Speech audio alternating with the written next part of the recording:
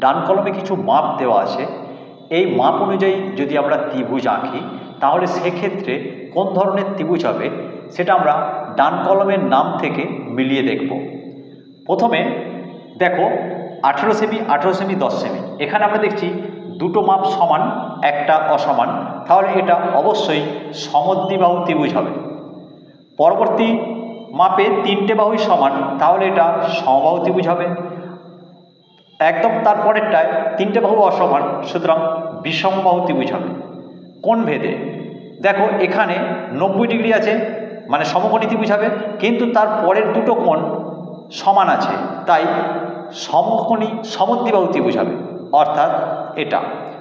তারপরের 90 ডিগ্রি আছে এবং পরের দুটো কোণের মাপ সমান নেই, তাহলে এটা শুধুমাত্র সমকোণী ত্রিভুজ হবে। তারপরের মাপে দেখো প্রত্যেকটা কোণ 90 ডিগ্রির থেকে ছোট, অর্থাৎ সূক্ষ্মকোণ, তাই এই মাপে ত্রিভুজ আঁকলে সূক্ষ্মকোণী ত্রিভুজ হবে।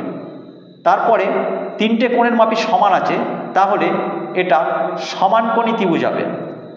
তারপরে দেখো একটা কোণের মান 90 ডিগ্রি থেকে বেশি, অর্থাৎ স্থূলকোণ, তাই এইটা আঁকলে আমরা স্থূলকোণী ত্রিভুজ পাবো।